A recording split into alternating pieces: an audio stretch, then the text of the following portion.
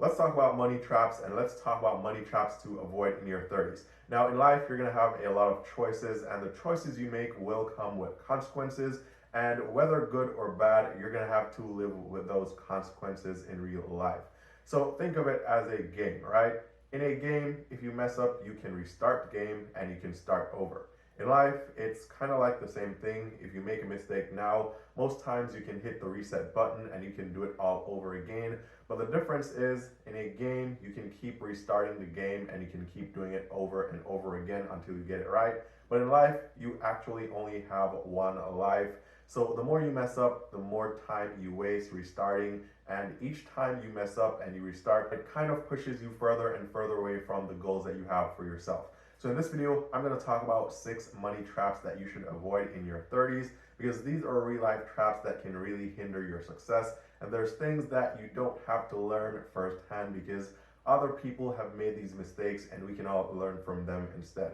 Now, just before we jump into all that, these 6 money traps to avoid in your 30s, very quick reminder here to give this video a thumbs up if you like the content. If you want to keep these videos coming, also remember, giving this video a thumbs up is completely free. It won't cost you anything.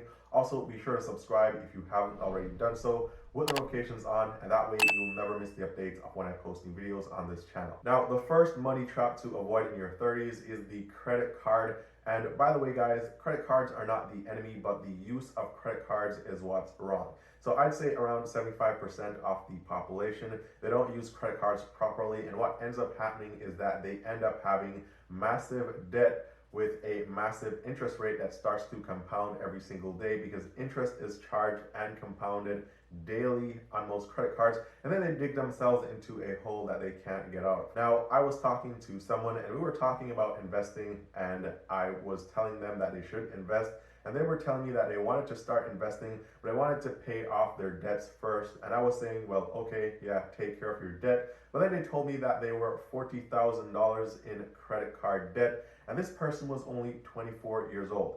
Now, I was really shocked, and I was wondering, how could you have $40,000 of credit card debt and you're just 24 years old? And he told me that he simply went out there and he started applying for all the store cards that he could get his hands on. So he would apply for like the Amazon credit card, the Best Buy credit card, the Walmart credit card. He got a bunch of these store credit cards, and then he just went shopping from time to time.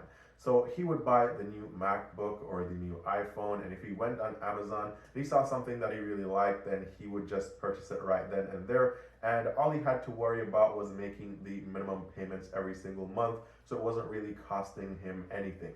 Now, this person wasn't making a lot of money. They were making about $14 to $15 an hour, and so after a while, this debt piled up, the interest started to compound, and before they knew it, they were $40,000 in credit card debt.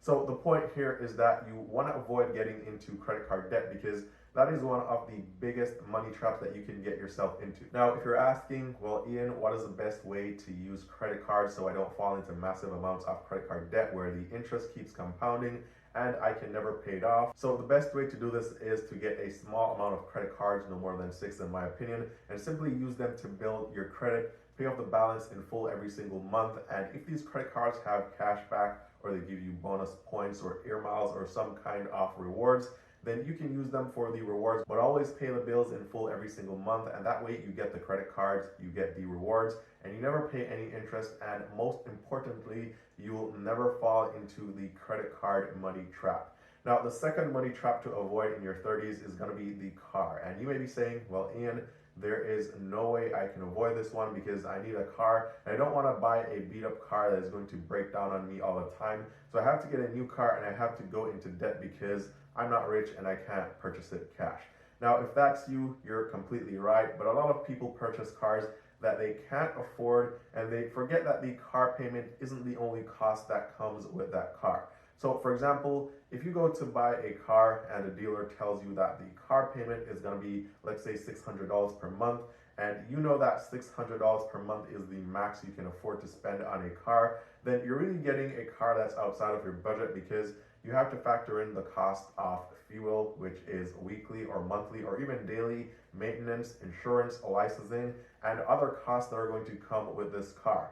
So then instead of actually paying $600 a month for your car, you end up paying more like $900 or $1,000 per month, which is way out of your budget. And once you get into the car loan, you kind of can't leave it because you may go upside down in that loan, or if you try to sell the car, you're going to take a massive hit and a massive financial loss. So the right way to do this, and of course this is not financial advice, just my own opinion, but I would say if you're just getting started in your early 20s, save cash, pick up extra shifts, pick up an extra job, save cash, and purchase a car cash. Purchase a simple, reliable used car that can get you from point A to B, pay for it cash, and that way you'll avoid the money trap of getting into massive debt. Now, if you've already moved from your first job or your second job and you're financially stable or more stable, then you can buy a new car or a newer car or even a luxury car. But if you read the book, The Millionaire Next Door, or other books that talk about millionaires, usually they don't purchase cars that cost more than 4 to 8% off their annual income. In fact, even if they use cash to pay for these cars, it usually never exceeds around 10% of their net worth. So if you're making $50,000 per year, if you're gonna finance a car, try to finance a car where you're not paying more than $7,000 to $8,000 per year on this car. That way you can keep more of your income to do other things like starting a side hustle, side gig, business, or invest that money so you can make more money for the future. Now, the third money trap to avoid in your 30s is going to be the house.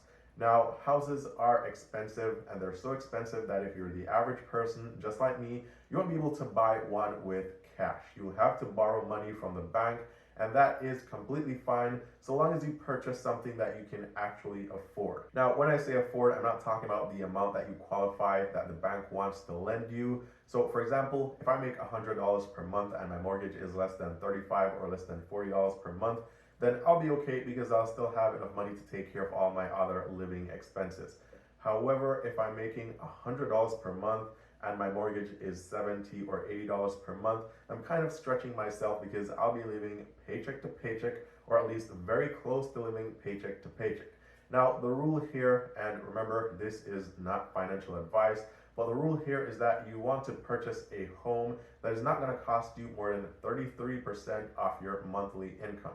So depending on your skills, your savings, your emergency fund, and your finances on a whole, you can go up to around 40%, but it's never recommended to go over that amount, because if you go over 40%, chances are you're not going to have enough money to save or any money to invest or any money to start that business that you've been talking about. And so you're going to be stuck with this money trap for the next 30 years, because most mortgages are 30-year mortgages, and you're going to fall into this trap and you won't be able to get out for 30 years. Now, the fourth money trap to avoid in your 30s is actually by not saving money. You definitely want to have an emergency fund or an emergency account, and most people never really make this important until something bad happens to them, and then they find out that they don't have any money.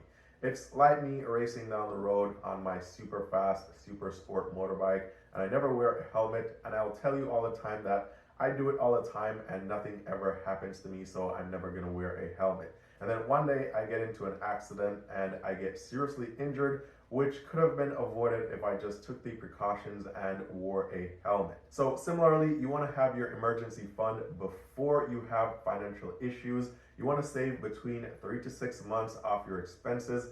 This way, if you get sick, if you lose your job, if something really bad happens to you, you don't have to restart life. You will have those savings to take you through until you find another way to make some more money, or you get your income back. Now, if you don't have this emergency fund or savings, then more than likely you're gonna have to borrow money from family and friends. If you don't pay it back, or you don't pay it back on time, then that could potentially damage those relationships. And also, if you're not able to borrow money from family and friends, maybe they don't have the money themselves, you're gonna have to take a loan or go into credit card debt, which puts you back into some of the other money traps that we talked about earlier in this video. Now, the fifth money trap to avoid in your 30s is not investing.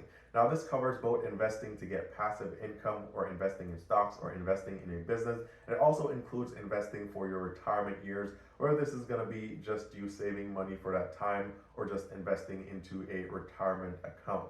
Now, most people fall into this trap because they usually say they will wait until they have enough money to invest. Now, if that's you right now, then you're probably already in this trap and you need to get out as soon as possible. In fact, if you look at an investment calculator, the majority of the money that you're going to make or the returns that you're going to get from investing comes from compounding. And if you want to make a lot of money from compounding, it's going to take you at least 12 years. So less about having enough money to invest and more about you starting right now and investing for the long term. Now, if you want to learn more about this, I have a video and I'll leave a link below to it which shows you just how much money you could have or how to become a millionaire before you retire and just how much money you'd have to invest to get there every single week or every single month.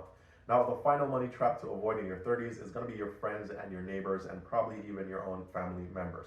Now, the point here is not to cut any of your friends or family or even your neighbors off, but these people have an influence on you and you may have to choose between your own personal finances, your own financial health, and doing what your friends and your family want or what they think you should do. So, for example, there are people that I know that would tell me that I should just chill, I should just relax, I should just be normal, and everything will be fine in the end.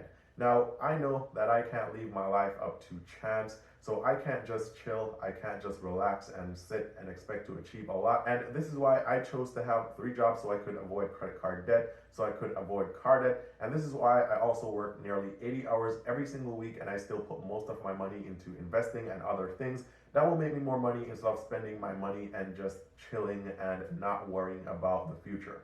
So remember, if you mess up in life, you can always hit the reset button, but each time you hit reset, you're pushing yourself further and further away from your goals, and you only have one life, so you definitely don't want to have to start over a lot. And so these are my 6 money traps, or just 6 money traps in general that you should avoid, especially if you're in your 30s, because you should have made most of your mistakes before. And now, instead of making even more mistakes, you want to learn from the mistakes of others so you don't make the same mistakes which are going to cost you. So with that said, comment below, let me know if you've ever fallen into any of these money traps that I've just mentioned. I know I've fallen into some of these money traps before, but thankfully I was able to hit the reset button and recover. Also, let me know if there are any other money traps that you think should have been included in this video or been on this list. And guys, if you found some value in this video, be sure to give the video a thumbs up. I'll really appreciate it. Also, be sure to subscribe to the channel with notifications on. That way you never miss the updates. And if you ever want to talk to me one-on-one, you can find me on Instagram. The link is down below. And with that said, as always, thanks for watching. All the best, and I'll see you guys very soon in the next one.